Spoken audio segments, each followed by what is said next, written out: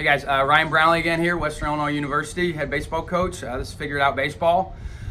This is Cycle of Success, part 2. We're now moving into the dugout, okay? Part 1, we were out in the outfield and basically getting ready for the game to start, and now we're gonna handle an opposing pitcher and to get ready to have success at the plate. So in game, we always ask our guys, when does your at-bat start? Again, this is in Dorfman's book with Cycle of Success in there. He goes 4, because guys have so much more equipment now, we want them up 5 to grab everything and make sure it's on and ready. Okay, so after they get everything ready and they're up 4th, they're gonna start to do some sort of breath work. We spend a lot of time on breathing. We do yoga, we do mindfulness training, we'll do meditation with our guys. We're trying to, again, not over inundate with them with information. We want them to pick 1 or 2 things that are going to help them be successful. We don't expect them to do all of it. I don't think it's feasible. I don't think, like anything else, like with all the plyo throws and all of that, like you could spend 2 hours warming up. Like that's not efficient. Let's pick 1 or 2 things that you really feel like help you. But we do want to cover a lot of things, because at one point or another, one thing may help a guy that may not help them right now. And we do like for them to keep notebooks so they can keep track of drills, any of the mindfulness stuff that they do really enjoy, that's gonna help them be a peak performer. And really that's all this is. We want them to be at their best every time they take the field. And there's a variety of ways that you can do that, whether it's proper nutrition, sleep habits, getting the right, again, nutrition, sleep habits, water, hydration's a huge one for our guys. If you get all that down to start, then let's take care of some of the other stuff too. But that's a good place to start for you young guys out there especially. But up 4th, they're going to really focus on their belly breathing. This is where good breaths come from, is from the diaphragm. We do want them upright so they can get better breath in. We don't want them slouched over. Once they're slouched over, they're not going to be able to intake as good a breath. So it'll be here. Some guys will close their eyes. Some guys will visualize their at bat. They may have already faced the guy. He may have got them out. He may have had a good at bat. Again, we're trying to get into the present moment. So up 4th, we're just focusing on our breathing. When we get to the hole, we're going to move here, and they will stretch. And now we're starting to get prepared for our actual at bat, where they're going to be here and they're going to be on time with the pitcher. Okay, again, general rule of thumb, when the pitcher breaks his hands, we're going to start our load. Okay, that's a general rule of thumb. Now, how much you have going on with your style, if you're a mammoth leg kick guy, you may need to start earlier than handbrake. If you're a really basic pick it up and put it down, you might be able to go a little bit later than handbrake. Okay, but that's just a general rule of thumb.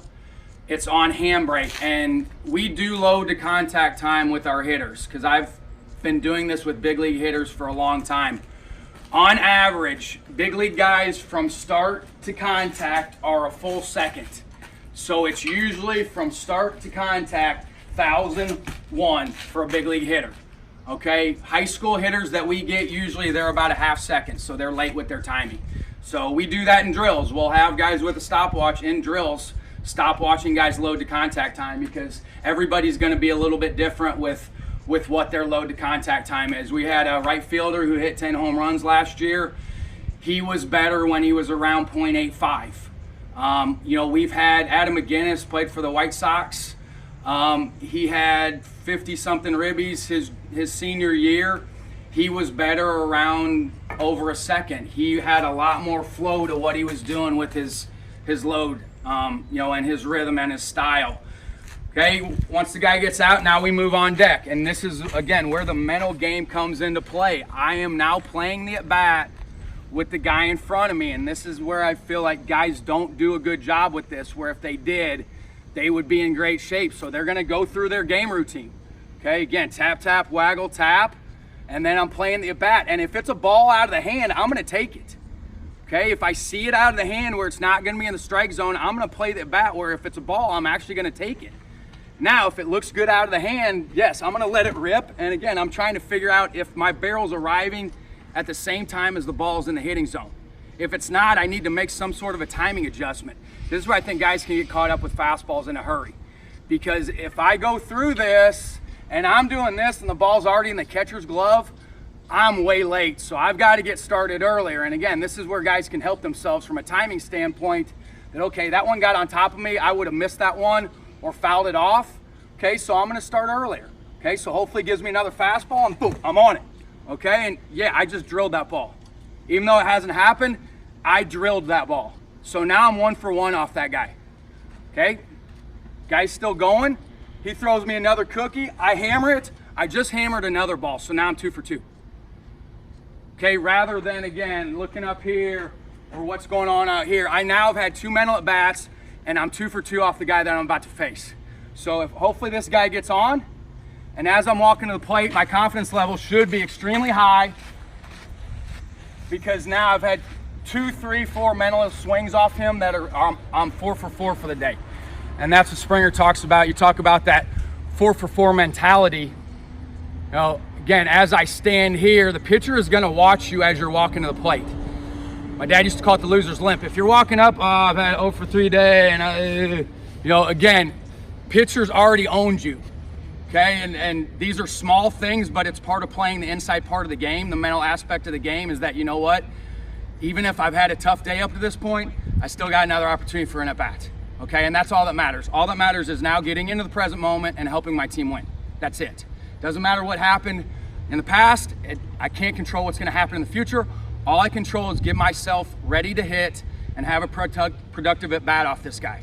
Okay, and so again, our weighted bat routine, all of this stuff prepares us for now what goes on here, where I get my sign,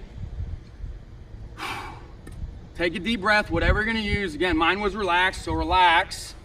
And then again, hopefully I have a good at bat and I get to run around the bases and stomp on home plate. And then after my at bat's over, no matter what happened, as I come to the dugout, and again, body language is important. You might have K'd and had an awful at bat. Don't sprint back to the dugout like you got your tail whipped. Walk back.